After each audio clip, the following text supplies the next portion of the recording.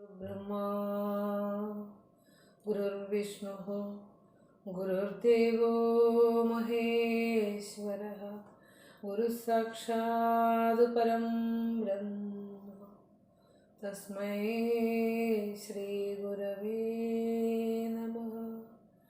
ॐ पूर्णमद पूर्णमिदं पूर्णात् पूर्णमुदच्यते पूर्णस्य पूर्णमादाय पूर्णमेवावशिष्यते। ॐ शान्ति शान्ति ശാന്തി. ഗുരുപാദങ്ങളിൽ പ്രണാമം. സജ്ജനങ്ങൾക്ക് ഏവർക്കും വന്ദനം. ഈശാവാസ്യ ഉപനിഷത്തിൻ്റെ പഠന വിചാരം. ഇന്ന് നമ്മൾ 7ാമത്തെ മന്ത്രമാണ് വിചാരം ചെയ്യുന്നത്. ഗുരുവിൻ്റെ തർജ്ജമ 8ാമത്തെ. അപ്പോൾ 6ാമത്തെ മന്ത്രത്തിൻ്റെ ഒന്നുകൂടിയുള്ള ഒരു റിവിഷൻ അല്ലെങ്കിൽ ഒരു ഉറപ്പിക്കലാണ് 7ാം മന്ത്രം ചെയ്യുന്നത്. 6ാം മന്ത്രത്തിൻ്റെ തന്നെ സത്തയെ ഒന്നുകൂടെ ഉറപ്പിക്കുന്നു 7ാം മന്ത്രം. അതിൻ്റെ അർത്ഥം ഈ സത്യം അത് എന്തിനാണ് അത് 2 പ്രാവശ്യം ഒരേ അന്വയ വ്യതിരേക രൂപത്തിൽ പറഞ്ഞ ആ സത്യത്തെ 7ാം മന്ത്രത്തിലും കൂടെ എടുത്ത് ഋഷി പറയുന്നത് ഈ സത്യമാണ്, ഈ മന്ത്രങ്ങളാണ് ഇതിൻ്റെ ഏറ്റവും കാതലായിട്ടുള്ള മന്ത്രങ്ങൾ. അപ്പോൾ അത് നമ്മൾ നിർബന്ധമായും ഉള്ളിലാക്കിയിരിക്കണം, മനസ്സിലാക്കിയിരിക്കണം. ഇതിൻ്റെ ബേസ് അതാണ്. അപ്പോൾ 6ാമത്തെ മന്ത്രത്തിൽ നമ്മൾ പറഞ്ഞത് യസ്തു സർവാണി ഭൂതാനി ആത്മന്യേവാനുപശ്യതി സർവഭൂതേഷു ചാത്മാനം തതോ ന വിജുഗുപ്സതേ എന്ന് നമ്മൾ 6ാം മന്ത്രത്തിൽ പറഞ്ഞു. അതായത് സർവഭൂതവും ആത്മാവിൽ, ആത്മാവിനെയും അങ്ങനെ സർവഭൂതത്തിലും കാണും അവനെന്തുള്ളു നിന്ദ്യമായി. ഇവിടെ ആർക്കും ആരെയും നിന്ദിക്കാനാവില്ല. കാരണം താൻ തന്നെയാണ് അവനും. ഒരേ ഒരു സത്യം തന്നെയാണ് നീയും ഞാനും അവനും ഇവനുമൊക്കെ ആയിട്ട് ഭാവം പകർന്നിരിക്കുന്നത് എന്നത് അന്വയ വ്യതിരേക രൂപത്തിൽ കഴിഞ്ഞ മന്ത്രത്തിൽ പറഞ്ഞു. അപ്പോൾ ആരാണോ സർവഭൂതങ്ങളെയും തന്നിൽ തന്നെ കാണുന്നത്, അതായത് ആത്മാവിൽ തന്നെ കാണുന്നത്, അതുപോലെ തന്നെ സമസ്ത ഭൂതജാലങ്ങളിലും ആത്മാവിനെയും കാണുന്നത്, അങ്ങനെയുള്ളവന് ആരെയാണ് നിന്ദിക്കാനാവുക? ആരെയും നിന്ദിക്കാനാവില്ല. ആരെങ്കിലും നിന്ദിക്കുന്നുണ്ടെങ്കിൽ അത് തന്നെ ആയിരിക്കും. ഇതാണ് ഋഷിയുടെ കാഴ്ചപ്പാട്, ഋഷിയുടെ അനുഭൂതി. കാഴ്ചപ്പാടെന്ന് പറയാൻ പറ്റില്ല, ഋഷിയുടെ അനുഭവം, ദർശനം. ഇനി നമുക്ക് 7ാം മന്ത്രം നോക്കാം. യസ്മിൻ സർവാണി ഭൂതാനി ആത്മൈവാഭൂത് വിജാനദഃ. യസ്മിൻ സർവാണി ഭൂതാനി ആത്മൈവാഭൂത് വിജാനദഃ തത്ര കോ മോഹഃ കശോകഃ ഏകത്വമനുപശ്യതഃ.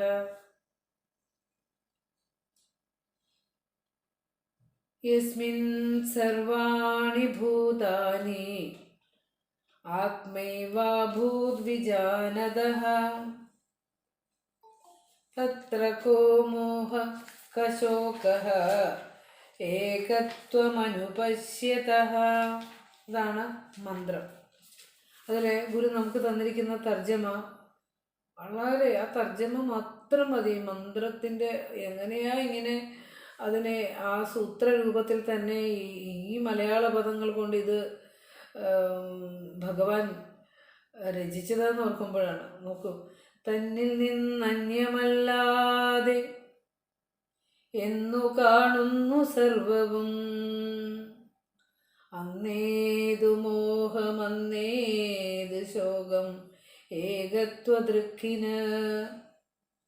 തന്നിൽ നിന്നന്യമല്ലാതെ എന്നു കാണുന്നു സർവവും, അന്നേതു മോഹം അന്നേതു ശോകമേകത്വദൃക്കിന്.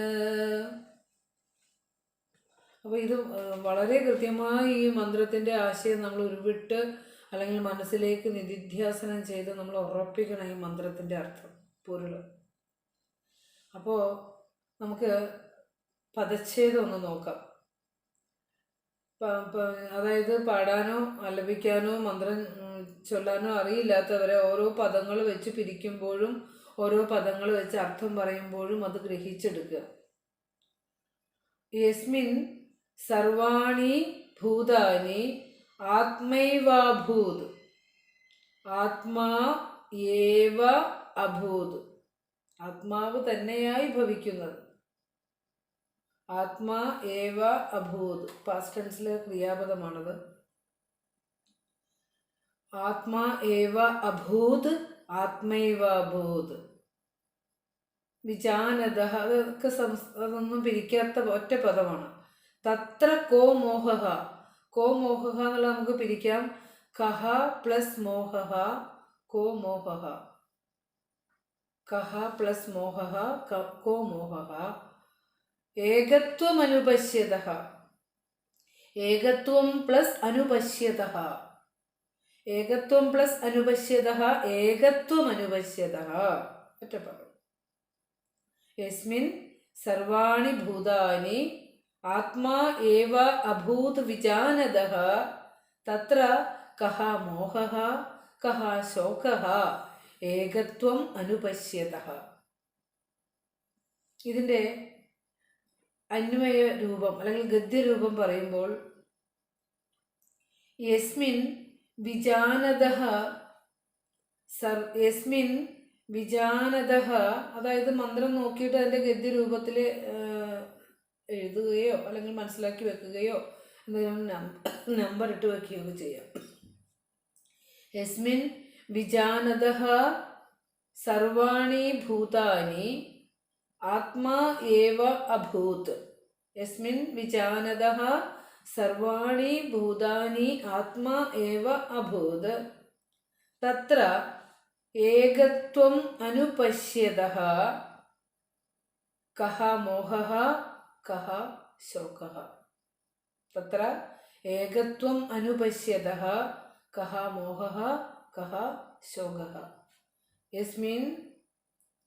യസ്മിൻ വിജാനതഃ സർവാണി ഭൂതാനി ആത്മാ ഏവ അഭൂത് തത്ര ഏകത്വം അനുപശ്യതഃ കഹ മോഹഃ കഹ ശോകഃ. ഇനി ഗുരുവിൻ്റെ തർജ്ജമ ഒന്ന് നോക്കൂ.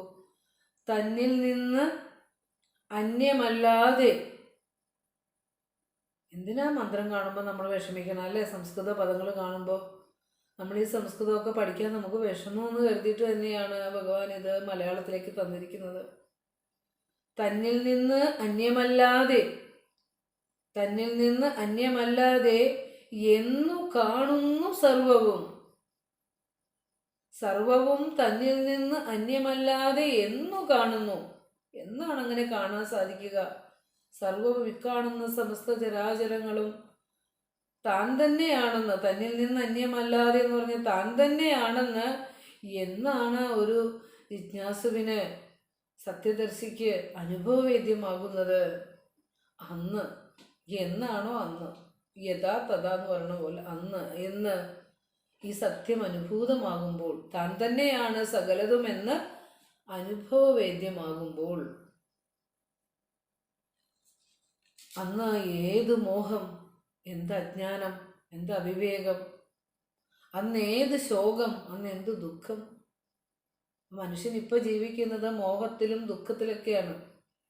ഈ ദുഃഖത്തിൻ്റെ കാരണം രണ്ടായിട്ട് കാണുന്നത് കൊണ്ടാണ്. തന്നെയും ഈ പ്രപഞ്ചത്തെയും രണ്ടായി കാണുന്നു. തന്നെയും അല്ലെങ്കിൽ ഈശ്വരനെയും രണ്ടായി കാണുന്നു.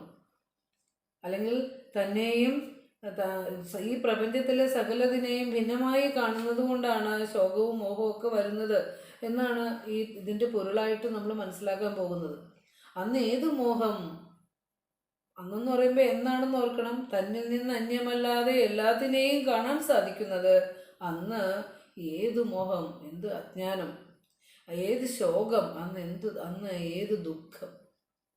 ഏകത്വദൃക്കിന്, ഏകത്വദൃക്കെന്ന് പറഞ്ഞാൽ സർവ്വതിനെയും ഒന്നായി കണ്ട സത്യദർശിക്ക് പിന്നെ എവിടെ നിന്നാണ് ശോകവും മോഹവും ഒക്കെ ഉണ്ടാവുക? ഇതിനധികം വിശദീകരണം പോലും ആവശ്യമില്ലാത്ത രീതിയിൽ വളരെ കൃത്യമായി നമ്മൾ ഭൗതികത്തിൽ ഉപയോഗിക്കുന്ന സാധാരണ മലയാള പദങ്ങൾ കൊണ്ട് ഈ മന്ത്രത്തിൻ്റെ തർജ്ജമ ഭംഗിയായി ഋഷീശ്വരനായ ശ്രീനാരായണ ഗുരുദേവൻ നിർവഹിച്ചിരിക്കുന്നു. ഇത് പഠിച്ചില്ലെങ്കിൽ നമ്മൾ ഈ ഋഷിയോടുള്ള കടം വീട്ടേണ്ടി വരും പിന്നീട്. അത് നമുക്ക് വേണ്ടി തന്നതാണ്. അപ്പോൾ ഇനി നമുക്കിതിൻ്റെ ഓരോ പദങ്ങളുടെയും അർത്ഥം ഒന്ന് പരിശോധിക്കാം. യസ്മിൻ, യഹ എന്നുള്ളതിൻ്റെ സപ്തമി ഏകവചനമാണ് യസ്മിൻ. യാതൊരുവനിലാണോ,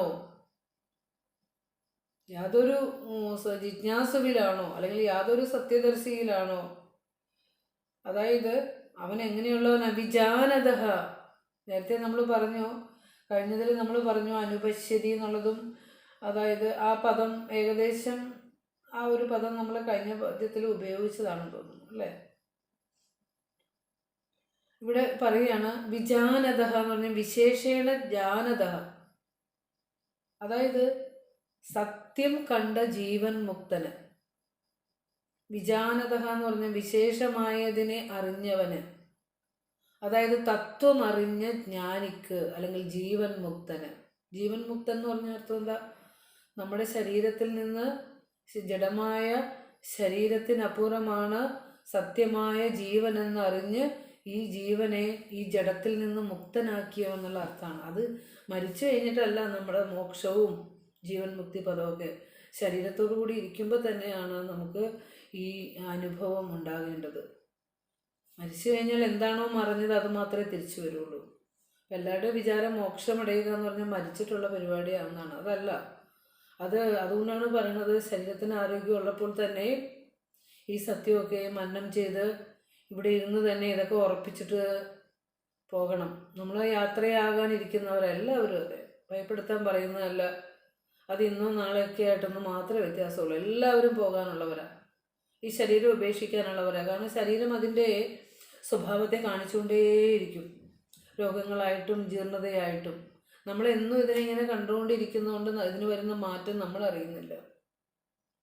അപ്പോൾ ഇത് ജനിച്ച് പരിണമിക്കുമ്പോഴും അതിനകത്തിരിക്കുന്ന സത്യത്തെ നാം അറിഞ്ഞു പോയാൽ അത് ഏറ്റവും ശ്രേഷ്ഠമായ മനുഷ്യജന്മത്തെ നമ്മൾ ഉപയോഗപ്പെടുത്തി എന്നുള്ളതിൻ്റെ ആ ഒരു ചാരിതാർത്ഥ്യമാണ് ഉണ്ടാകുക. അല്ലാതെ ഇവിടെ ഒന്നും നമുക്ക് നേടാനില്ല എന്നുള്ള അറിയണം. ഇവിടെ വിജാനത മീൻസ് വിശേഷമായതിനെ അറിഞ്ഞവൻ, തത്വം അറിഞ്ഞവൻ, ജീവൻ മുക്തന്. സർവാണി ഭൂതാനി, ഇവിടെ സർവം എന്ന ശബ്ദത്തിൻ്റെ ബഹുവചനമാണ് സർവാണി. സർവം, സർവേ, സർവാണി. സർവം എന്ന് പറഞ്ഞാൽ ഒരു ഏകവചനം പറയുകയാണെങ്കിൽ സർവാണി. ഇവിടെ ഭൂതാനി, ഭൂതം എന്നുള്ളതിൻ്റെ ബഹുവചനമാണ് ഭൂതാനി. സമസ്ത ഭൂതജാലങ്ങളിലും സമസ്ത ജീവജാലങ്ങളിലും. പങ്കജൻ സാർ ലേറ്റ് ആയില്ല. സമസ്ത ഭൂതജാലങ്ങളിലും ആത്മാവേവ അഭൂത്, ആത്മാവ് തന്നെയാണ് സമസ്ത ഭൂതജാലങ്ങളിലും ഇരുന്ന് പ്രകാശിക്കുന്നത്. ആത്മാവ് തന്നെയാണ് എന്ന് മനസ്സിലാക്കുന്നത്. ആത്മാവ് തന്നെയാണ് സമസ്തത്തിലും തുടിക്കുന്ന ചൈതന്യമെന്ന് ആരാണോ മനസ്സിലാക്കുന്നത്, ആരാണോ അറിയുന്നത്, അനുഭവിക്കുന്നത്, തത്ര അവിടെ ഏകത്വം അനുപശ്യത. അതായത് നമ്മൾ കഴിഞ്ഞ ക്ലാസ്സിൽ പറഞ്ഞു, തന്നിലിരിക്കുന്ന ചൈതന്യം തന്നെയാണ് സമസ്തയിലെ ചൈതന്യമെന്നും സമസ്തയിലിരിക്കുന്നത് തന്നെയാണ് തന്നിലിരിക്കുന്നതും എന്ന ഒരു അന്വയ വ്യതിരേക രൂപത്തിൽ നമ്മൾ പറഞ്ഞു. അപ്പോൾ അങ്ങനെ ഈ ഏകത്വത്തെ കണ്ടവനെ, ഏകത്വം അനുപശ്യത എന്ന് പറഞ്ഞാൽ തുടരെ അനുഭവിച്ചുകൊണ്ടിരിക്കുന്നവൻ, ഏകതയെ, ഈ അഭിന്നതയെ, തന്നിൽ നിന്ന് അന്യമല്ലാതെ സർവ്വതിനെയും ഇങ്ങനെ കാണുന്ന ആ അഭേദതയെ തുടർച്ചയായി നിരന്തരം അനുഭവിക്കുന്നവന് കഹ മോഹ, എന്താണ് അവന് മോഹം അല്ലെ? മോഹം എന്ന് പറഞ്ഞാൽ അജ്ഞാനം എവിടെ, അവിവേകം എവിടെ? കശോക, എന്ത് ദുഃഖം, അജ്ഞാനം എവിടെ, ദുഃഖം എവിടെ? അപ്പം അജ്ഞാനവും ദുഃഖവും ഒക്കെ വന്നത് പലതായി കണ്ടതുകൊണ്ടാണ്. എന്നിലും സമസ്തയിലുമുള്ള ഏകതയെ കാണാത്തത് കൊണ്ടാണ്, പലതിനെയും ഭിന്നമായി ഭ്രമിച്ചത് കൊണ്ടാണ് നമുക്കൊക്കെ അജ്ഞാനം വരുന്നതും ദുഃഖം വരുന്നതും. അപ്പം നമ്മുടെ ദുഃഖത്തിൻ്റെ കാരണം നമ്മൾ തന്നെയാണ്, മറ്റാരുമല്ല.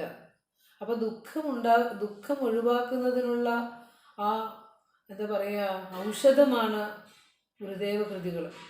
ആ ദുഃഖത്തിൽ നിന്ന് നമ്മളെ ആനന്ദത്തിലേക്ക് കൊണ്ടുപോകുന്നതിനുള്ള പ്രതിവിധിയാണ് ഗുരുദേവൻ്റെ ആ വചനാമൃതങ്ങൾ. അപ്പോൾ അതിന് ഉപനിഷത്ത് ഋഷി എത്ര ഭംഗിയായിട്ടാണ് ഇതിവിടെ പറഞ്ഞു വെച്ചിരിക്കുന്നത്. കഴിഞ്ഞ അതിൽ പറഞ്ഞത് തന്നെയാണ് ഇവിടെയും പറയുന്നത്. അതായത് തന്നിൽ നിന്ന് അന്യമല്ലാതെ എന്നു കാണുന്നു സർവവും, അന്നേത് ശോകം അന്നേത് മോഹം അന്നേത് ശോകം ഏകത്വ ദൃക്കിന് എന്നാണ് ഇവിടെ അതിൻ്റെ ആശയം പറയുമ്പോൾ എല്ലാ ഭൂതങ്ങളെയും, അതായത് എല്ലാ ജീവജാലങ്ങളെയും ആത്മാവ് തന്നെയായി സാക്ഷാത്കരിച്ചിട്ടുള്ള ഒരു ജ്ഞാനിക്ക്, തത്വദർശിക്ക് എങ്ങനെയാണ് ശോകമോഹങ്ങൾ ഉണ്ടാവുക? രണ്ടിൽ നിന്നാണ് ദുഃഖം ഉണ്ടാവുക, ഭയം ഉണ്ടാവുക ഒക്കെ. അപ്പോൾ ഒന്നേ ഉള്ളൂ എങ്കിൽ എവിടെയാണ് ശോകമോഹങ്ങൾ ഉണ്ടാകുക? അതായത് എല്ലാ ഭൂതങ്ങളെയും സമസ്ത ചരാചരങ്ങളെയും അത് ആത്മാവിൻ്റെ ആവിഷ്കാരങ്ങളാണെന്നും പ്രകടനങ്ങളാണെന്നും എന്നും സാക്ഷാത്കരിച്ചിട്ടുള്ള ജ്ഞാനിക്ക് എവിടെയാണ് ശോകമോഹങ്ങൾ ഉണ്ടാവുക എന്നുള്ളതാണ്. അപ്പം നമ്മുടെ കാഴ്ചപ്പാടിനെ നമ്മൾ തിരുത്തേണ്ടിയിരിക്കുന്നു. നമ്മൾ സത്യത്തെ കാണുന്നില്ല. നാമത്തെയും രൂപത്തെയും കണ്ട് അതിൽ ഭ്രമിച്ച് ശോകാകുലരായി മോഹാകുലരായി കഴിയുന്ന നമ്മളോട് പറയാണ്, അതിൻ്റെ കാരണം നീ രണ്ടായിട്ട് ഒന്നായ നിന്നെ ഇക രണ്ടെന്ന് കണ്ടളവിൽ ഉണ്ടായൊരുണ്ടൽ, അതാണ് ഈ ദുഃഖത്തിനും ശോകത്തിനുമൊക്കെ കാരണം എന്നാണ് പറയുന്നത്. ഇത് അക്കാഡമിക് ലെവലിൽ പഠിക്കുന്നവരാണ് നമ്മൾ. അർത്ഥം വായിച്ചും മനസ്സിലാക്കിയും പറഞ്ഞും പഠിക്കുന്നവരാണ് നമ്മൾ. ഇനി നമ്മൾ ഈ സത്യത്തെ പറഞ്ഞ് മനസ്സിനെ പഠിപ്പിക്കുക. എന്നിട്ട് മനസ്സിൻ്റെ അപ്പുറം നമ്മൾ കടന്നു പോകണം. എന്നാൽ മാത്രമേ നമുക്കിത് ആനുഭൂതികമായി അറിയാൻ പറ്റുള്ളൂ. ഇല്ലെങ്കിൽ നമ്മളിൽ രാഗദ്വേഷങ്ങളൊക്കെ എപ്പോഴും ഉണ്ടായിക്കൊണ്ടിരിക്കും. അതിവിടെ പറയുന്നുണ്ട്, അനുപശ്യത, വീണ്ടും വീണ്ടും വീണ്ടും വീണ്ടും ഈ സത്യത്തെ പറഞ്ഞ് ഉറപ്പിക്കണം. എന്തിനാ കഴിഞ്ഞ മന്ത്രത്തിൽ പറഞ്ഞത് തന്നെ ഈ മന്ത്രത്തിൽ എടുത്ത് പറയുന്നത്? ആ സത്യം ഉറപ്പിക്കാൻ വേണ്ടിയിട്ടാണ് അതിങ്ങനെ എടുത്ത് പറയുന്നത്. അതായത് എല്ലാ ഭൂതജാലങ്ങളെയും ആത്മാവ് തന്നെയായി സാക്ഷാത്കരിച്ചിട്ടുള്ള ജ്ഞാനിക്ക് എങ്ങനെയാണ് ശോകമോഹങ്ങൾ ഉണ്ടാകുക? എല്ലാത്തിലും ആത്മദർശനം, അങ്ങനെ കാണുന്നവർക്ക് ദുഃഖമില്ല എന്നാണ് പറയുന്നത്. അപ്പോൾ ഇവിടെ നിങ്ങൾ ഓഡിയോ മ്യൂട്ടാക്കണേ, എല്ലാവരും അത് അറിയാതെ അത് ഓണായി പോകരുത്. അതായത് തൻ്റെ സ്വരൂപമായി താൻ സാക്ഷാത്കരിച്ചിട്ടുള്ള ആ ആത്മാവിൽ നിന്നും, താൻ അനുഭവിച്ച അനുഭൂതികമായി അറിഞ്ഞ ആത്മാവ് തന്നെ, ആത്മാവിൽ നിന്നും വേറെയല്ലാതെ ഈ പ്രപഞ്ച ദൃശ്യങ്ങളെ, എല്ലാ പ്രപഞ്ച ഘടകങ്ങളെയും ഒരു സത്യദർശി എന്നാണോ കാണാനിടയാകുന്നത്, താൻ അനുഭവിച്ച ആത്മസത്യം തന്നെയാണ് സകലതിലുമുള്ളത് എന്ന് ഒരു സത്യദർശി എന്നാണോ അനുഭവിക്കുന്നത്, കാണാനിടയാകുന്നത്, അതായത് എല്ലായിടത്തും ഒരേ സത്യത്തെ തന്നെ കാണുന്ന സത്യദർശിക്ക് പിന്നെ എവിടെയാണ് ദുഃഖം ഉണ്ടാവുക, മോഹം ഉണ്ടാവുക എന്നാണല്ലോ മന്ത്രത്തിൻ്റെ ആശയം. ഇതിൻ്റെ വ്യാഖ്യാനത്തിലേക്ക് പോകുമ്പോൾ ഗുരു എന്ന പരബ്രഹ്മസ്വരൂപം നമ്മൾ പറഞ്ഞു, ഒരു ജഡമായ ഒരു ശരീരം സ്വീകരിച്ചുകൊണ്ട് ചൈതന്യം തന്നെ ഈ ഭൂമിയിലേക്ക് അവതരിച്ചപ്പോൾ ഗുരുവിൻ്റെ കാഴ്ചയാണിത്, ഗുരുവിൻ്റെ ദർശനമാണിത്. അതായത് അവിടെ ഗുരു അരുവപ്പുറത്ത് എഴുതി വെച്ച ആ മഹാവാക്യം അല്ലേ, ആ മഹാമന്ത്രം, ജാതിഭേദം മതദ്വേഷം ഏതുമില്ലാതെ സർവരും സോദരത്വേന വാഴുന്ന മാതൃകാസ്ഥാനമാമിത് എന്നൊക്കെ വന്നത് ഈ ദർശനത്തിൽ നിന്നാണ്, ഈ ആത്മദർശനത്തിൽ നിന്നാണ് ഈ വരികളൊക്കെ വന്നത്. അതുപോലെ ഗുരുവിൻ്റെ കൃതികളെല്ലാം തന്നെ ഈ തത്വത്തെ അരക്കിട്ട് ഉറപ്പിക്കുന്നവയാണ്. അതുകൊണ്ട് തന്നെയാണ് ഗുരു ഈ ഉപനിഷത്ത് നമുക്ക് പഠിക്കാൻ തന്നത്. എന്തെന്ന് വെച്ചാൽ ഇത് പഠിച്ചാൽ ബാക്കി എല്ലാ കൃതികളിലേക്കും നമുക്ക് എളുപ്പത്തിൽ സഞ്ചരിക്കാൻ സാധിക്കും. ഒരു സംശയവുമില്ല.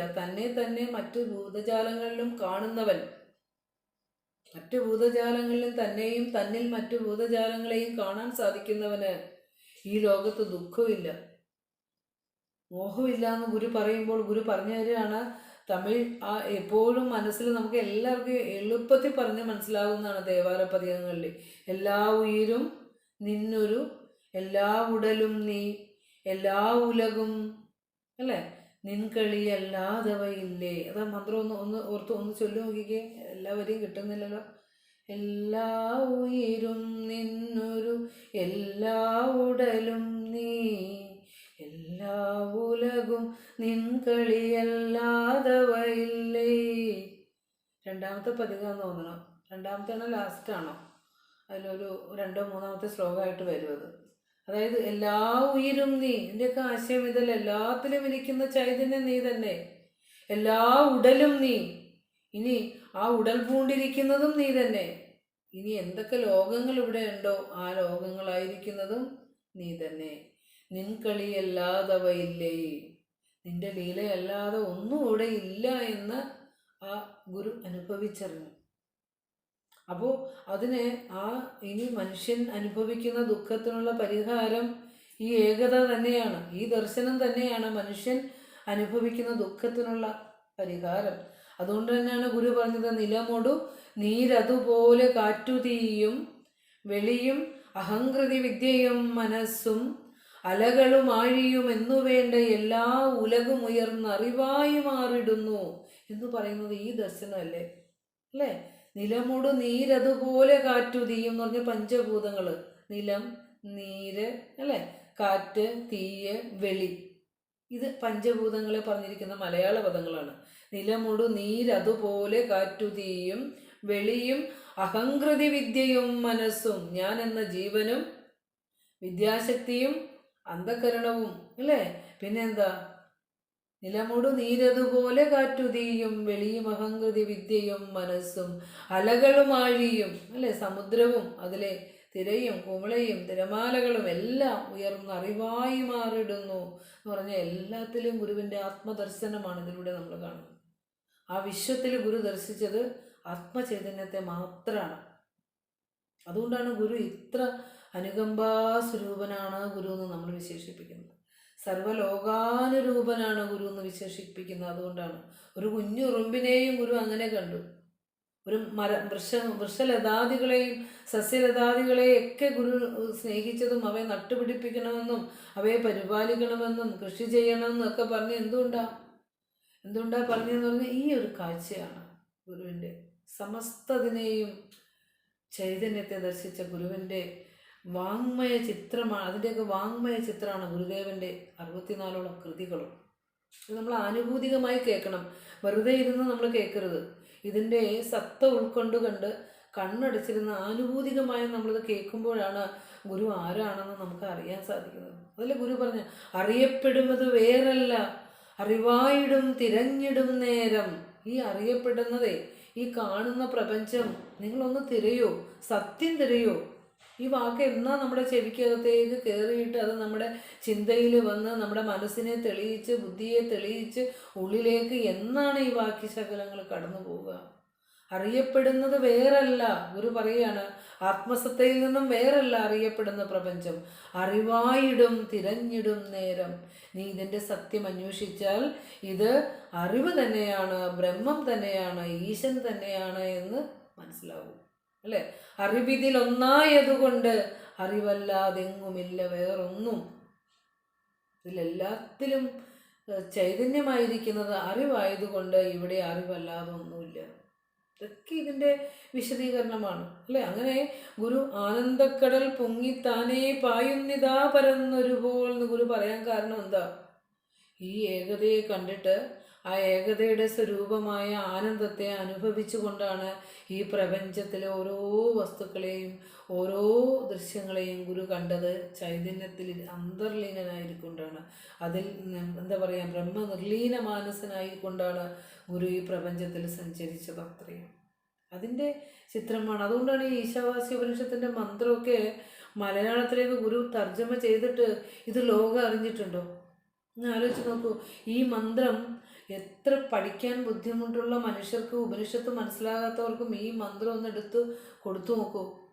എന്തെളുപ്പത്തിലാണ് മനസ്സിലാകണത്. പക്ഷേ അതിന്ന് എത്ര പേരെ അറിയുന്നുണ്ട് ഗുരു ഇത്തരത്തിലൊരു രചന നടത്തിയിട്ടുണ്ടെന്നുള്ളത്. ഇതൊക്കെ നമ്മൾ അറിയണം, പ്രചരിപ്പിക്കണം. കാരണം ഇത് അറിവില്ലാത്തവരുടെ കണ്ണ് തുറപ്പിക്കാൻ ഉപകരിക്കട്ടെ. വെറുതെ മന്ത്രങ്ങൾ ഇങ്ങനെ ചൊല്ലിയിട്ട് കാര്യമില്ല. നമ്മളതിൻ്റെ പൊരുൾ അറിയാൻ പറ്റാത്തവർക്ക് വളരെ ലളിതമായി ഗുരു തർജ്ജമ ചെയ്ത് മലയാളത്തിൽ നമുക്ക് തന്നിട്ടുണ്ട്. കാരണം അത് നമ്മൾ പഠിക്കേണ്ട ഒരു ഉപനിഷത്തായതുകൊണ്ടാണ്. അപ്പോൾ അത് നമ്മൾ വെറുതെ ചൊല്ലി പോകാതെ ഇതിൻ്റെ പൊരുൾ അറിഞ്ഞ് വേണം നമ്മൾ ചൊല്ലാനായിട്ട്. അപ്പോൾ പിന്നെയും ഗുരു പറയുന്നുണ്ട്, അവനിവനെന്നു നനയ്ക്കുന്നവനൊരു പതിയെന്നിരിക്കലും പശുവാം. വെവ്വേറെ കാണുന്നവനെ എത്ര വലിയ ആളാണെന്ന് പറഞ്ഞാലും അവനൊരു പശു തന്നെയാണ്, ഒരു സത്യമറിയാത്ത ഒരുവൻ തന്നെയാണ് അവൻ എന്ന് ഗുരു പറയുന്നുണ്ട്. ഇങ്ങനെ 64 പരം കൃതികളും ഗുരുവിൻ്റെ സ്വാനുഭൂതിയിൽ നിന്ന് വന്നതാണ്. അതൊക്കെ ഇതിൻ്റെയൊക്കെ വ്യാഖ്യാനങ്ങൾ തന്നെയാണ്, ഈ സത്യത്തിൻ്റെ വ്യാഖ്യാനങ്ങൾ തന്നെയാണ്. അപ്പോൾ തന്നിൽ നിന്ന് അന്യമല്ലാതെ സകലതിനെയും കണ്ടതുകൊണ്ടാണ് ഗുരുവിന് ഇത്തരത്തിൽ ദർശനം ഉണ്ടായത്. അതാണ് ഒരു ഉറുമ്പിൻ്റെ വേദന വേദന കണ്ടപ്പോഴും അത് സ്വവേദനയായി അനുഭവിച്ചത് അതുകൊണ്ടാണ്. ജാതീയമായ ഉച്ചനീചത്വങ്ങൾ അനുഭവിച്ച് ആളുകളെ കണ്ണീരൊഴുക്കുന്നത് കണ്ടപ്പോൾ ആ കണ്ണിൽ നിന്ന് കണ്ണുനീര് വീണത് എന്തുകൊണ്ടാണ്? തന്നിൽ നിന്ന് അന്യമല്ലാതെ സർവ്വതിനെയും കണ്ടതുകൊണ്ടാണ്. അതുകൊണ്ടാണ്. അതാണ് നമ്മൾ ഈ മന്ത്രങ്ങളിലൂടെയൊക്കെ ഗുരുവിൻ്റെ ദർശനം തന്നെയാണ് നമ്മൾ മനസ്സിലാക്കേണ്ടത്. അപ്പോൾ നമ്മൾ പറഞ്ഞു, മുൻമന്ത്രത്തിൻ്റെ അർത്ഥം തന്നെ ഒന്നുകൂടി ഉറപ്പിക്കുകയാണ് ഈ മന്ത്രത്തിലും. യസ്തു സർവാണി ഭൂതാനി ആത്മന്യേവാനുപശ്യതി സർവഭൂതേഷു ചാത്മാനം തതോന വിജുഗുപ്സതേ എന്ന ആ കഴിഞ്ഞ മന്ത്രത്തിൻ്റെ 7ാം മന്ത്രം അല്ലേ, 6ാം മന്ത്രത്തിൻ്റെ ആശയം തന്നെയാണ് 7ാമത്തെ മന്ത്രത്തിലും പറയുന്നത്. അപ്പോൾ ഇവിടെ ഏതൊരു അവസ്ഥയിലാണോ, അതായത് ഒരു സത്യദർശി ഏതൊരു അവസ്ഥയിലാണോ വിശേഷമായ ജ്ഞാനം നേടിയിട്ട്, ആ ആത്മജ്ഞാനം നേടിയിട്ട് ആ യോഗിയുടെ ദൃഷ്ടിയിൽ സമ്പൂർണമായ ചരാചരാത്മകമായ ഈ ജഗത്തിനെ പരമാത്മാവായി ഭവിക്കുന്നുവോ, ആ യോഗിയുടെ ദർശനത്തിൽ ഈ സമ്പൂർണ്ണ ജഗത്തും പരമാത്മ സ്വരൂപമായി ഭവിക്കുന്നുവോ, ആ അവസ്ഥയിൽ, ഏതൊരവസ്ഥയിലാണോ സർവ്വതിലും ചൈതന്യത്തെ ദർശിക്കുന്നത്, ആ അവസ്ഥയിൽ ഏകത്വത്തെ അനുഭവിക്കുന്നവന് ദുഃഖമില്ല, ശോകമില്ല എന്നാണ് ഗുരു പറയുന്നത്. അപ്പോൾ നമ്മൾ അറിയേണ്ടത് ഒരു കാര്യം നമ്മൾ മനസ്സിലാക്കണം, ശോകവും മോഹവും അജ്ഞാനജന്യമാണ്. നമുക്ക് എവിടെ ദുഃഖം വരുന്നുണ്ടോ നമ്മുടെ അജ്ഞതയിൽ നിന്നാണത്. കാരണം സത്യമറിയാത്തവനാണ് ശോകമോഹങ്ങളുള്ളത്, അല്ലേ? സത്യമറിയാത്ത അജ്ഞാനിക്ക് അവനെ സംബന്ധിച്ചിടത്തോളം പ്രപഞ്ചം എപ്പോഴും സത്യമാണ്. അത് നമ്മൾ ഉപനിഷത്ത് പഠിക്കാൻ വന്നാലും അവനെ സംബന്ധിച്ചിടത്തോളം അവൻ കാണുന്നതും കേൾക്കുന്നതുമായ പ്രപഞ്ചം മാത്രമാണ് സത്യം. അപ്പോൾ അജ്ഞാനിയെ സംബന്ധിച്ചിടത്തോളം പ്രപഞ്ചം മാത്രമാണ് ശാശ്വതമായ സത്യം. പക്ഷെ സത്യമാണെന്ന് കരുതിക്കോളൂ. ഇത്ര പ്രയാസപ്പെട്ട് ഉപനിഷത്തൊന്നും പഠിക്കണ്ട, ഈ അദ്വൈത സത്യത്തെ അറിയണ്ട, ആത്മജ്ഞാനം നേടാൻ ശ്രമിക്കണ്ട, കരുതി പൊക്കോളൂ. പക്ഷെ ഒരു കാര്യമുണ്ട്, നീ സത്യമെന്ന് കരുതി പിടിച്ചു വെച്ചിരിക്കുന്നതൊന്നും നിനക്ക് സുഖം തരില്ല. നിന്റെ ശരീരവും ചലിച്ച് പരിണമിച്ചുകൊണ്ടിരിക്കുകയാണ്, നിന്റെ ഇന്ദ്രിയങ്ങളുടെ ശക്തി അനുനിമിഷം കുറഞ്ഞുകൊണ്ടിരിക്കുകയാണ്. നീ സ്വന്തമെന്ന് കരുതി വെച്ചിരിക്കുന്ന ഓരോന്നും നിന്നിൽ നിന്ന് ഓരോ പലപ്പോഴായി അകന്നു മാറിക്കൊണ്ടൊക്കെ ഇരിക്കുക.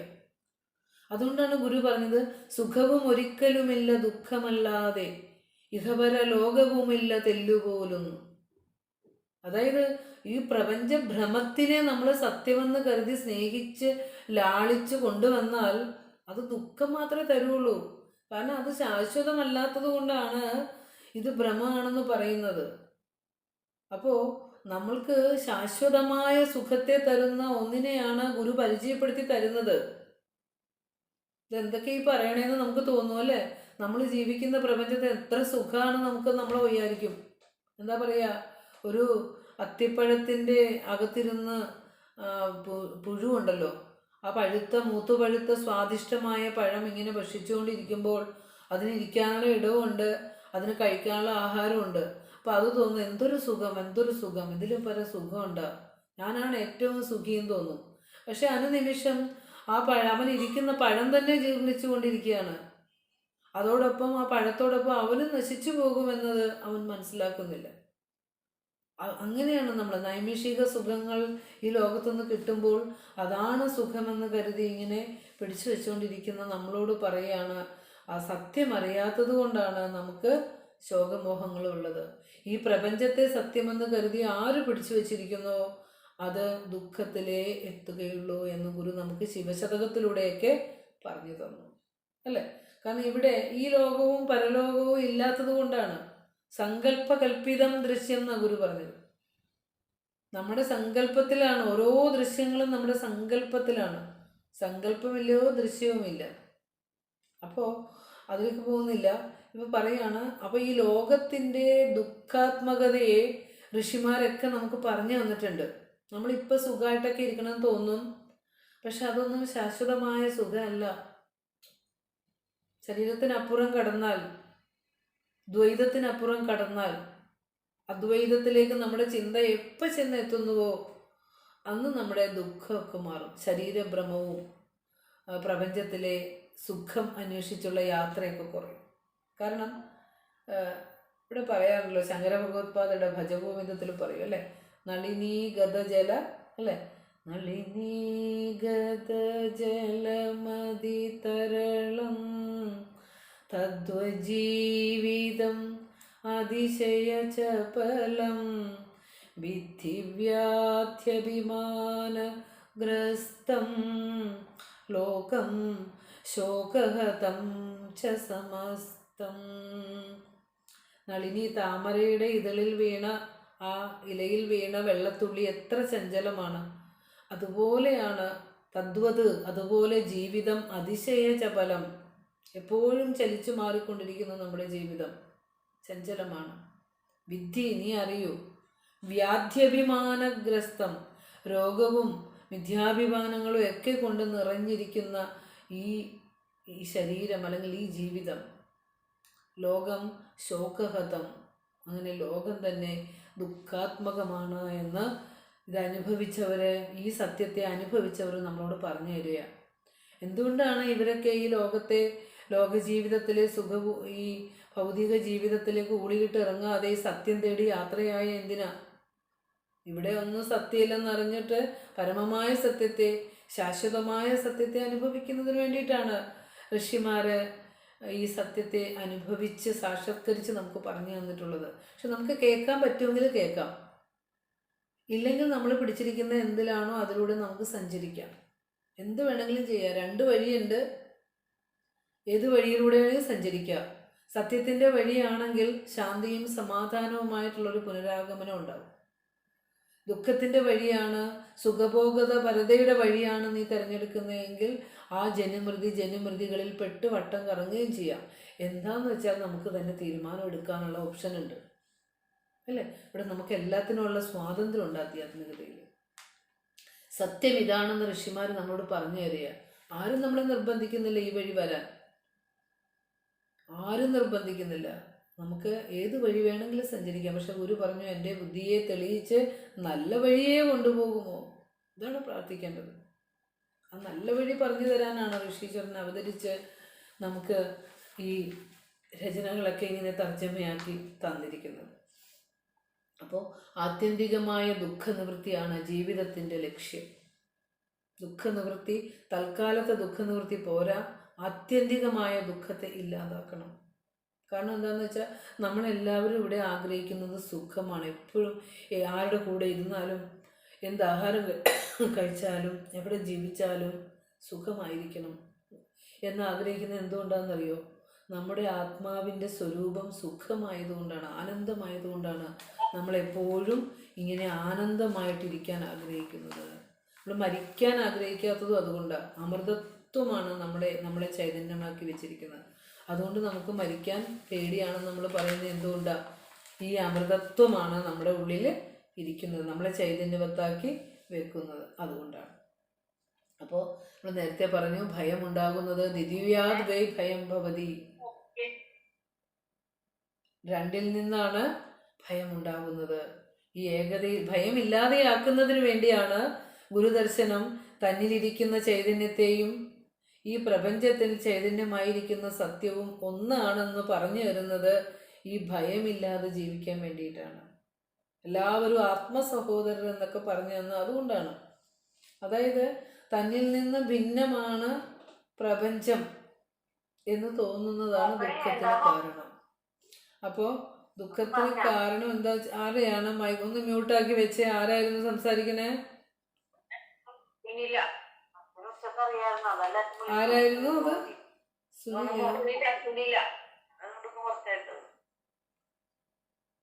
സുനില ഉണ്ടോ അതില്? സുനില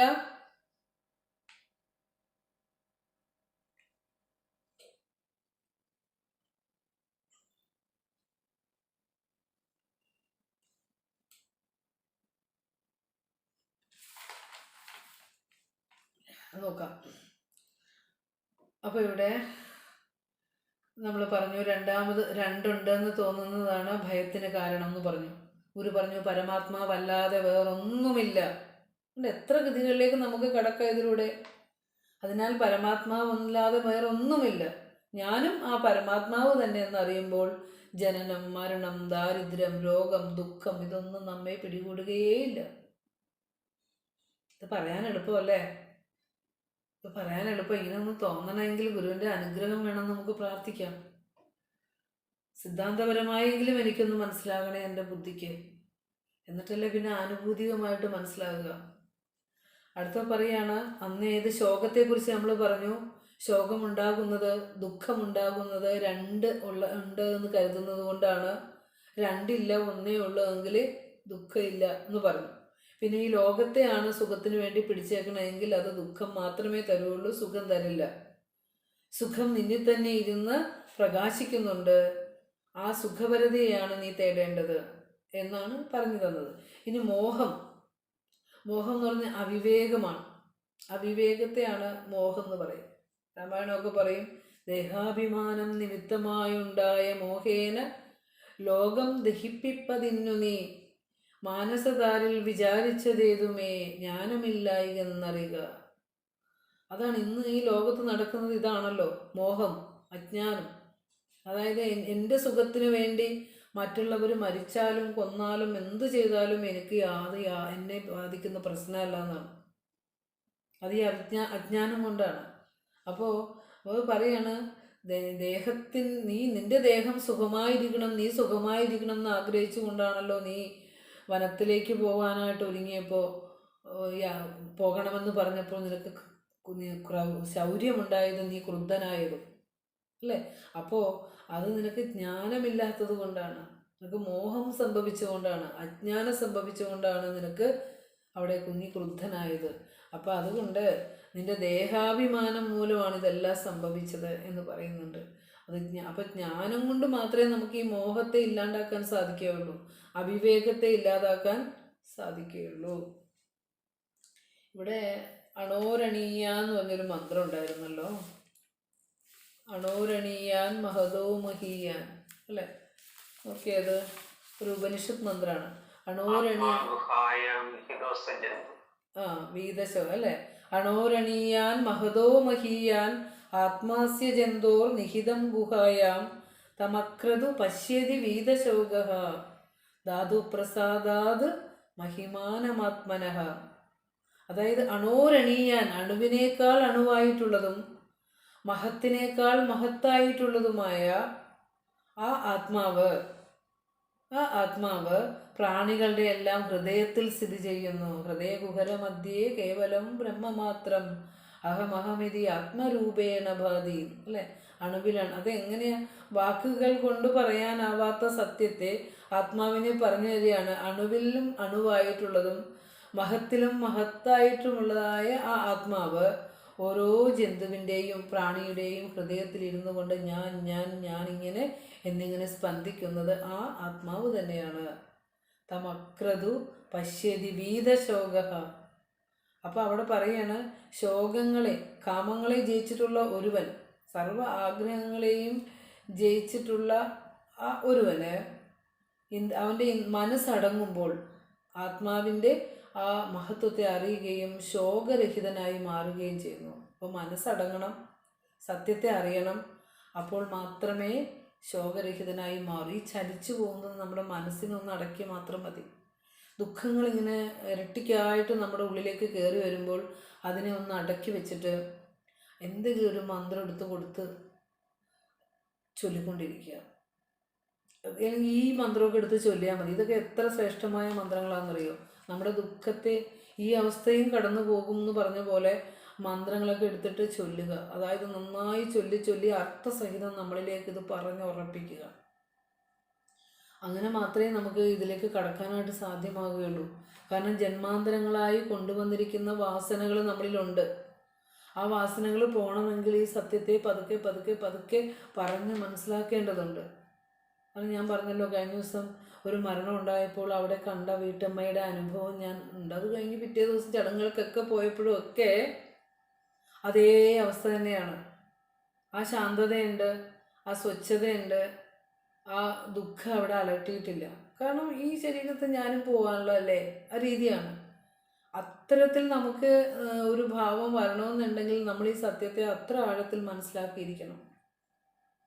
അവർ മരിച്ചാൽ എനിക്ക് കുഴപ്പമില്ല, ഞാൻ മരിച്ചാലും എൻ്റെ വീട്ടിലല്ലല്ലോ അതെന്ന് നമ്മൾ സംഭവിക്കുമ്പോൾ, നമ്മൾ കരുതുമ്പോൾ നാളെ നമുക്കും വരാവുന്നത് തന്നെയാണത്. അപ്പോൾ അതൊക്കെ നമ്മളെ ഓരോ പാഠങ്ങളാണ് പഠിപ്പിക്കുന്നത്. അപ്പോൾ എന്താണെന്ന് വെച്ചാൽ മോഹത്തെ ഇല്ലാണ്ടാക്കി അസത്യത്തിനെ സത്യമെന്ന് ഭ്രമിക്കുന്നതാണ് മോഹം കേട്ടോ. നിർവചനം വേണമെങ്കിൽ നമുക്കത് ഒറ്റ വാക്കിൽ നമുക്ക് അങ്ങനെ പറയാം. അസത്യത്തിനെ സത്യമെന്ന് ഭ്രമിക്കുന്നതിനെയാണ് മോഹം എന്ന് പറയുക. അസത്യമായ നശ്വരമായ ശരീരത്തിനെ സത്യമെന്ന് കരുതുക, നശ്വരമായ ഈ പ്രപഞ്ച വസ്തുക്കളെ സത്യമെന്ന് കരുതി സ്വന്തമാക്കി വെച്ചുകൊണ്ടിരിക്കുന്നതിനെയാണ് മോഹം എന്ന് പറയുക. അപ്പോൾ മോഹത്തിൽ പെട്ടിരിക്കുന്നു നാം. അപ്പോൾ നമ്മളെല്ലാവരും ഇരിക്കുന്നത് മോഹത്തിലാണ്. ആ മോഹത്തെ ഇല്ലാണ്ടാക്കി സത്യം ഉറപ്പിക്കണം. സത്യം ഏതാണ് സത്യം? ഞാനുമില്ല, ഞാനും പ്രപഞ്ചവും രണ്ടല്ല, ഞാനും ഈശ്വരനും രണ്ടല്ല, എന്നിൽ തുടിക്കുന്ന ചൈതന്യം തന്നെയാണ് സർവ്വതിലും തുടിക്കുന്നത് എന്ന ഒരു അറിവ് നമ്മളിലേക്ക് ഉണ്ടാകുക. ഏകം ഏവ അദ്വിതീയം, ഒന്നേ ഉള്ളൂ, രണ്ടില്ല. നൈഹ നാനാസ്തി കിഞ്ചന, ഇവിടെ പലതില്ല എന്ന് ഉറപ്പിക്കുക. അപ്പോൾ ഒന്ന് നോക്കൂ, ഇതിൻ്റെ അന്വയം ഒന്നുകൂടി നോക്കിയേ. അതായത് തന്നിൽ സമസ്തയെയും സമസ്തയിലും തന്നെയും കാണണം. അത് മാത്രമേ എൻ്റെ പോയിന്റ് ഉള്ളൂ. തന്നിൽ സമസ്തയെയും കാണണം എന്ന് പറഞ്ഞാൽ തന്നിലിരിക്കുന്ന ചൈതന്യം തന്നെയാണ് സമസ്തയിലുമുള്ളത്. അതുകൊണ്ടാണ് ഗുരു വിചാരിച്ചത് എന്താ, ഒരു വിഭാഗം ജനങ്ങൾക്ക് സകലവിധമായ അവകാശങ്ങൾ നിഷേധിക്കപ്പെട്ടപ്പോൾ അത് തൻ്റെ വേദനയായി, ആത്മവേദനയായി തോന്നിയിട്ട് അതിന് ആത്മനിഷ്ഠമായ പരിഹാരം ഗുരു നിർദ്ദേശിച്ചത് എന്തുകൊണ്ടാണ്, തേടിയത് എന്തുകൊണ്ടാണ്? ശരീരത്തിലിരുന്നുകൊണ്ട്. അത് തന്നിൽ നിന്ന് അന്യമല്ലാതെ കണ്ടതുകൊണ്ടാണ്. തനിക്ക് മരുത്വാമലയിലിരുന്ന് ആത്മവിമുക്തി ഉണ്ടാകാം, ആത്മസാക്ഷാത്കാരം ഉണ്ടാകാം. പക്ഷേ ഒരു വിഭാഗത്തിനു കൂടി അത് കരഗതമാകണമെന്ന് കരുതുന്നത് എന്തുകൊണ്ടാണ്? താനും അവരും ഭിന്നമല്ല എന്ന് കണ്ടിട്ടാണ്. ഇതൊക്കെയാണ് നമ്മൾ ഗുരുവിൻ്റെ ദർശനം പറയേണ്ടത്. അല്ലാതെ ഗുരുവിനെ എന്താ പറയുക, ഗുരുവിൻ്റെ സിദ്ധിവിശേഷങ്ങളോ അല്ലെങ്കിൽ മായാജാലങ്ങളോ ഒന്നുമല്ല നമ്മൾ പ്രസംഗിക്കേണ്ടതും പറയേണ്ടതും ഒക്കെ. എന്താണ്? ഗുരുവിൻ്റെ ദർശനമാണ്. ആ ദർശനം ഗുരുവിനെ വിജയിപ്പിക്കാനല്ല, നമ്മൾ വിജയിക്കാനാണ്. ഇരുട്ടിൽ നിന്ന് ഇരുട്ടിലേക്ക് നടന്നെടുക്കുന്ന ലോകത്തിന് അറിവിൻ്റെ വെളിച്ചം വീശിയിട്ട് കുറച്ച് സാഹോദര്യത്തോടും സമത്വത്തോടും ഒക്കെ ഭിന്നതകളില്ലാതെ ഐക്യത്തോടു കൂടി ജീവിക്കാൻ സാധിച്ചാൽ അതല്ലേ ഏറ്റവും ശ്രേഷ്ഠത. എല്ലാ മേഖലകളിലും ഇന്നും ഭിന്നതകൾ വർദ്ധിച്ചു കൊണ്ടിരിക്കുക. ജാതിയുടെ പേരിൽ, മതത്തിൻ്റെ പേരിൽ, എന്തിൻ്റെയൊക്കെ പേരിലാണ് മനുഷ്യനെ ഇന്നും മാറ്റി നിർത്തുന്നത്. ഈ കഴിഞ്ഞ ദിവസമാണെന്ന് തോന്നുന്നു, ഇന്നാണോ ഇന്നലെയാണോ എന്ന് തോന്നുന്നു കേട്ടത്, വീണ്ടും ഏതോ ഒരു ക്ഷേത്രത്തിലെ ഗുരുവിൻ്റെ കൃതി ചൊല്ലിയപ്പോൾ അവിടുന്ന് അവരെ എന്തോ ഉപദ്രവിക്കുകയോ മാറ്റുകയോ അങ്ങനെ എന്തോ ഒരു വാർത്ത കൃത്യമാണ്. ഞാൻ അതിൻ്റെ യഥാർത്ഥത്തിലുള്ള കാര്യം അന്വേഷിച്ചിട്ടുണ്ട്, എവിടെയാണ് അത് സംഭവിച്ചത് എന്നുള്ളത്. കാരണം ഇന്നും അങ്ങനെയാണ്. മനുഷ്യ മനസ്സുകൾക്ക് ഈശ്വരൻ എന്തെന്നറിയില്ല, ഭക്തി എന്തെന്നറിയില്ല, ഗുരുക്കന്മാർ ആരാണെന്നറിയില്ല. ജാതിയുടെയും മതത്തിൻ്റെയും ലേബൽ വെച്ചുകൊണ്ട് വല്ലാതെ അങ്ങ് ജാതിയും മതവും കയറിപ്പെരുകിപ്പോയി. അതുകൊണ്ട് മനുഷ്യരെ കാണാനുള്ള കണ്ണില്ലാത്ത സമയത്താണ്, നഷ്ടപ്പെടുമ്പോഴാണ് ഋഷിമാർ നമ്മളോട് പറയുന്നത്, തന്നിൽ നിന്ന് അന്യമല്ലാതെ എന്നു കാണുന്നു സർവവും, അന്നേത് മോഹം അന്നേത് ശോകം ഏകത്വതക്കിന്. അതിനെ ഒന്നും കൂടി വെറുതെ നോക്കിക്കോ. യസ്മിൻ വിജാനതഃ സർവാണി ഭൂതാനി ആത്മാ ഏവ അഭൂത്. യാതൊരു സമയത്താണോ, എപ്പോഴാണോ ഒരു ജീവൻ മുക്തന് സമസ്ത ജീവജാലങ്ങളും ആത്മാവ് തന്നെയായി ഭവിച്ചിരിക്കുന്നത്, ഏകത്വം അനുപശ്യത, അങ്ങനെ തന്നിലെയും സമസ്തയെയും ഒന്നായി കാണുന്ന ജീവൻ മുക്തന് കശോക കമോഹ, എവിടെയാണ് ദുഃഖം വരിക, എവിടെയാണ് അജ്ഞാനം വരിക എന്ന് ചോദിച്ചിട്ടുണ്ട്. അതായത് ആത്മജ്ഞാനി അവിദ്യാവശകനല്ലാത്തത് കൊണ്ട്, അജ്ഞാനി അല്ലാത്തത് കൊണ്ട് ശോകമോഹങ്ങൾക്ക് അടിമപ്പെടുകയില്ല എന്നർത്ഥം. അജ്ഞാനി അല്ലാത്തത് കൊണ്ട് ആത്മജ്ഞാനിക്ക് ശോകമോഹങ്ങൾ ഉണ്ടാവുകയില്ല. ശോകമോഹങ്ങളിൽ നിന്നാണ് എന്തുണ്ടാകുന്നത്? കാമ ആദികൾ ഉണ്ടാകുന്നത്. കാമം ഉണ്ടാവും, അതിൽ നിന്ന് കർമ്മങ്ങൾ ഉണ്ടാകുന്നതും അങ്ങനെ തന്മൂലമായ സംസാരം ഉണ്ടാകുന്നതും ഒക്കെ, ബന്ധങ്ങളിലും ബന്ധനങ്ങളിലും ഒക്കെ പെട്ടുപോകുന്നത് ഈ ശോകമോഹങ്ങളിൽ നിന്നാണ്, കാമകർമ്മങ്ങളിൽ നിന്ന് ഒക്കെയാണ്. അപ്പോൾ അജ്ഞാനിക്ക് ഇതൊന്നുമില്ല എന്നാണ് പറയുന്നത്. അപ്പോൾ നമ്മൾ ഇതിന് നമ്മൾ ചെയ്യേണ്ടത് ഇത്രമാത്രമാണ്. ഗുരുദേവ കൃതികളിൽ നിന്ന് ഒരു ചെയ്യേണ്ടതായ ഒരു ഉപാസനാക്രമം തരികയാണ്. എൻ്റെ ഹോംവർക്ക് എന്നൊന്നും പറയാൻ ഒരു ഉപാസനാക്രമം തരികയാണ്. ഗുരുദേവൻ്റെ ഒന്നും വേണ്ട, ഒരൊറ്റ കൃതി എടുക്കും, ആത്മോപദേശ ശതകം. ആത്മോപദേശ ശതകത്തിലെ ഈ മന്ത്രത്തിന് സമാനമായിട്ട് ആശയം വരുന്ന എത്ര മന്ത്രങ്ങളുണ്ട് എന്ന് വെറുതെ ഒന്ന് വിചാരം ചെയ്ത് നോക്കൂ. ഓരോ മന്ത്രം എടുത്ത് അർത്ഥം മനനം ചെയ്തൊന്ന് നോക്കൂ. അപ്പോൾ നമുക്കറിയാം, പറഞ്ഞേക്കുന്നതിൻ്റെ എല്ലാതും തന്നെ ഈ പൊരുളായിരിക്കും അടങ്ങിയിരിക്കുക. ഒരേ ഒരു സത്യത്തെ തന്നെയാണ് പല പല കൃതികളിലായി, പല പല പേരുകളിലായി, അഷ്ടകങ്ങളെന്നും പഞ്ചകമെന്നും ശതകമെന്നും ഒക്കെ ആയിട്ട് ഗുരു തന്നിരിക്കുന്നത് അവിടുന്ന് അനുഭവിച്ച ആ വലിയ മഹത്തായ ആനുഭൂതികതയെ തന്നെയാണെന്ന് നാം അറിയേണ്ടതുണ്ട്. നമ്മൾ പെട്ടിരിക്കുകയാണ്, പക്ഷെ പെട്ടിരിക്കുകയാണെന്ന് നമ്മൾ അറിയുന്നില്ല എന്നുള്ളതാണ് ഏറ്റവും വലിയ സങ്കടം. നമ്മൾ ഇപ്പോൾ ശ്രീരാമകൃഷ്ണദേവനൊക്കെ പറയും, ലോകം ഒരു വല പോലെയാണെന്നാണ് പറയും. എന്നിട്ട് ഇവിടെയുള്ള ഓരോ ജീവനുകളും ആ മീനുകളാണെന്നാണ് പറയുക.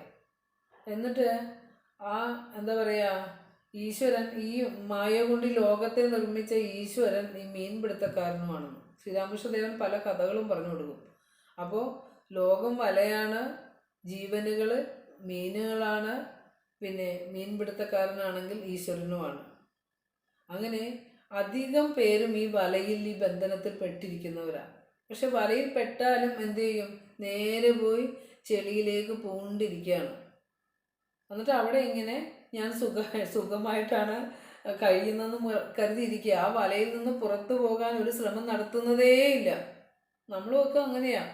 ഈ ശരീരത്തിൽ ഇരിക്കുമ്പോൾ, നമ്മുടെ ബന്ധങ്ങളിലിരിക്കുമ്പോൾ, നമ്മളുടെ എന്താ പറയുക, നമ്മുടേതെന്ന് കരുതുന്ന ബന്ധങ്ങളിലിരിക്കുമ്പോൾ, നമ്മുടെ സ്വത്തുവകകളെ താലോലിക്കുമ്പോഴൊക്കെ നമ്മൾ നല്ല സുഖത്തിലാണെന്ന് കരുതും.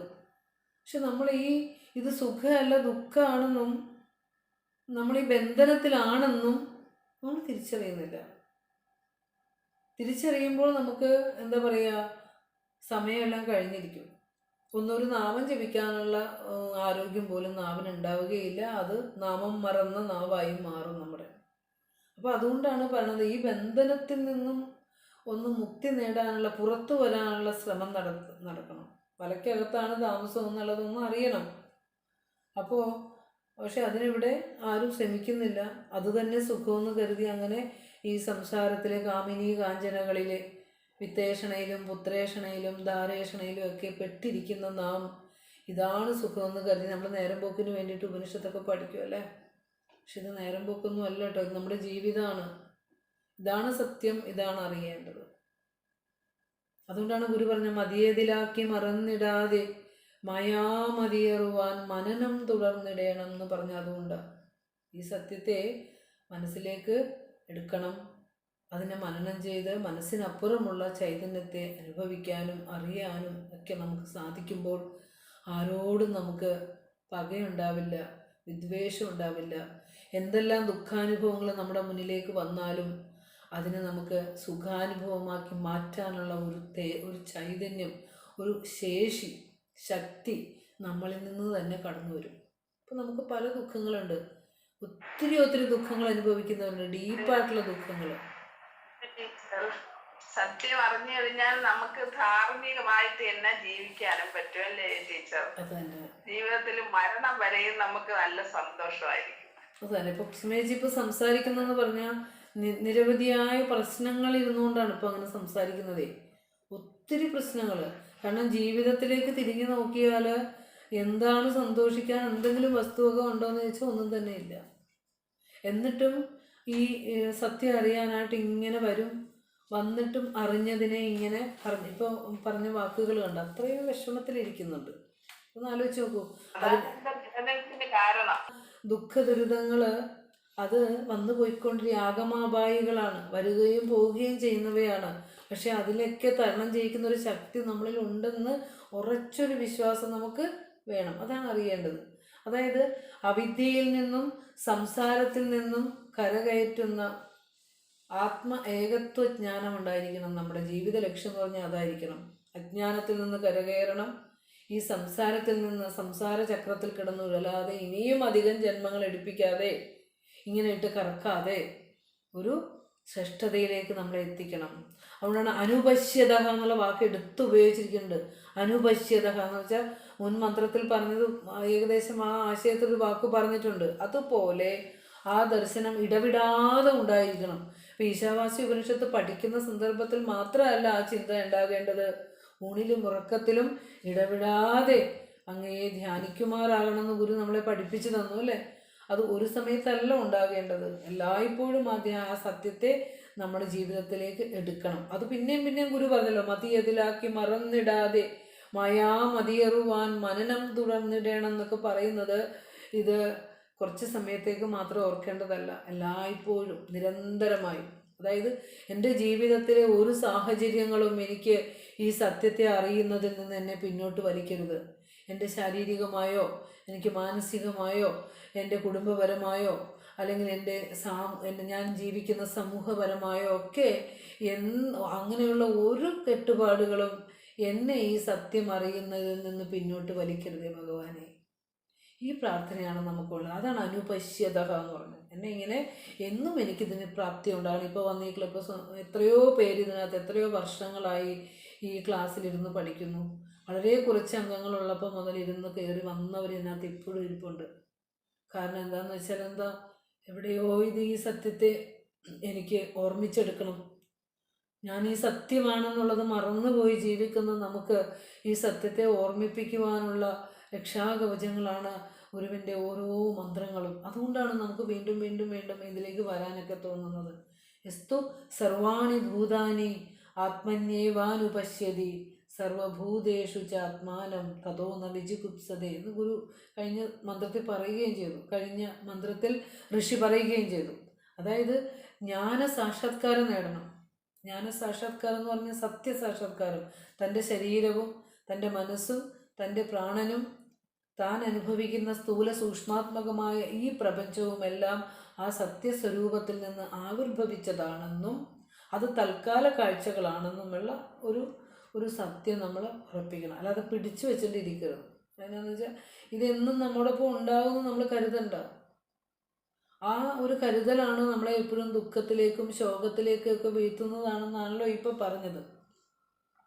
അപ്പോൾ സത്യത്തിൽ നിന്നും എന്നെ ഒരു കാരണവശാലും ഒരു സാഹചര്യങ്ങളും അകറ്റി കളയരുത് എന്ന് പറയുന്നു. അപ്പോൾ ഇനി ഇതൊന്നും പഠിക്കാതെ ഇപ്പോൾ ഈ പറഞ്ഞതിനൊക്കെ വിപരീതമായിട്ട് തൻ്റെ ശരീരവും താനും തൻ്റെ ഇന്ദ്രിയങ്ങളും താൻ കൂട്ടിവെച്ചിരിക്കുന്ന പുറമേ കാണുന്നത് മാത്രമാണ് സത്യമെന്ന് കരുതുന്നതാണ് അജ്ഞാനം. അല്ലാതെ ഫിസിക്സും കെമിസ്ട്രിയും ബയോളജിയിലൊന്നും പഠിച്ച് ഡോക്ടറേറ്റ് എടുക്കാത്തതല്ല അജ്ഞാനം. താൻ ആരാണെന്ന് മറന്നുപോയി ജീവിക്കുന്നു. അതാണ് ഏറ്റവും വലിയ അജ്ഞാനം. അത് നിങ്ങൾക്ക് പഠിക്കാൻ ഒരു ഹോംവർക്ക് തരുന്നു, അത് തറവായിട്ട് പഠിച്ചിരിക്കണം. ധ്യായതോ വിഷയോ പുംസാൻ, അല്ലേ? ധ്യായതോ വിഷയാൻ പുംസാഹ. അത് ഭഗവത്ഗീതയിലെ സാഖ്യയോഗത്തിൽ 62-63 ശ്ലോകമായിട്ട് വരും. അത് ഹൃദിസ്ഥമാക്കുക.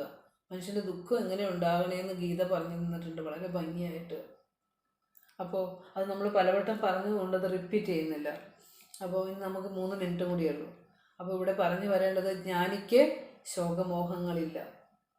അവന് തൻ്റെ ശരീരത്തിൻ്റെ ജീർണതയോ രോഗങ്ങളോ മറ്റ് കഷ്ടപ്പാടുകളോ ഒന്നും ജ്ഞാനിയുടെ ദുഃഖത്തിന് കാരണമാകുന്നില്ല.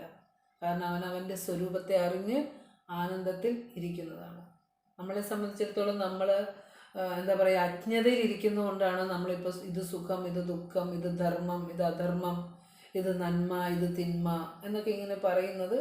ഈ അജ്ഞതയിൽ ഇരിക്കുന്നതുകൊണ്ടാണ്. ഏകത്വ ദൃക്കിന് ഇവിടെ ആനന്ദം മാത്രമേ അവർ കാണുന്നുള്ളൂ. ധർമാധർമ്മങ്ങളും പുണ്യപാപങ്ങളും നന്മ തിന്മകളും ഒന്നും അവർക്കില്ല. അപ്പോൾ നമ്മൾ പറഞ്ഞ് ഇടവിടാതെ ഓർത്തോളണം. ഈ ഏകതയെ സാക്ഷാത്കരിക്കേണ്ടത് ഞാൻ തന്നെയാണെന്നല്ലോ ഭഗവാൻ പറഞ്ഞ. ഭഗവാൻ ആയി മാറിയാൽ പിന്നെ ജീവനായിട്ട് വരേണ്ട ആവശ്യമില്ലല്ലോ. അപ്പോൾ ഇടവിടാതെ സ്മരണയാണ് ഈശ്വര ഭക്തി എന്ന് നമ്മൾ അറിയണം. അങ്ങനെ എൻ്റെ മോഹത്തെ നശിപ്പിച്ച് ശോകത്തെ ഇല്ലാതാക്കണം. പിന്നെ നിങ്ങൾ അടുത്ത ക്ലാസ്സിൽ വരുമ്പോൾ ആത്മോപദേശ ശതകത്തിൻ്റെ 73-ാമത്തെ മന്ത്രം കൂടി ഒന്ന് പഠിച്ചുകൊണ്ട് വരിക കേട്ടോ. ഒരു പൊരുളിങ്കൽ അനേകമുണ്ട്, അനേകം പൊരുളിലൊരർത്ഥവും എന്ന ബുദ്ധിയാലേ, അങ്ങനെയാണോ വാക്ക്? അറിവിലടങ്ങും അഭേദമായി ഇതെല്ലാവരും അറിവിയിൽ അതിഗോപനീയമാകുന്നു. ഇതിൻ്റെ മന്ത്രം അത് ഞാൻ പറഞ്ഞില്ലേ, കഴിഞ്ഞ ഒരു ഹോംവർക്ക് തന്നിരുന്നു.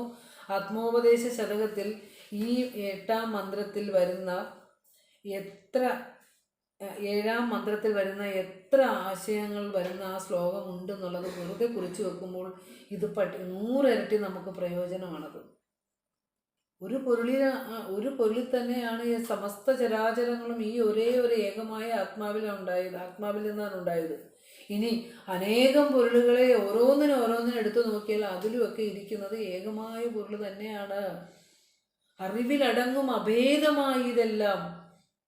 ആത്മചൈതന്യത്തിൽ അഭേദമായി എല്ലാം അടങ്ങും. പക്ഷെ ഇതെല്ലാവരും അറിവിയില്ല, ഇതെല്ലാവർക്കും അറിയാൻ സാധിക്കുന്നില്ല. കാരണം എന്താ? ഇത് അതീവ രഹസ്യമായ ആത്മവിദ്യയാണ്, അതിഗോപനീയമാകും.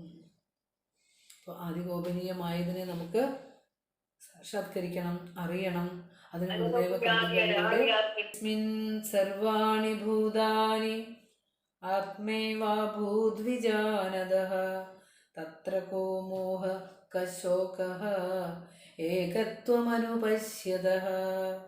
തന്നിൽ നിന്നന്യമല്ലാതെ എന്നു കാണുന്നു സർവവും.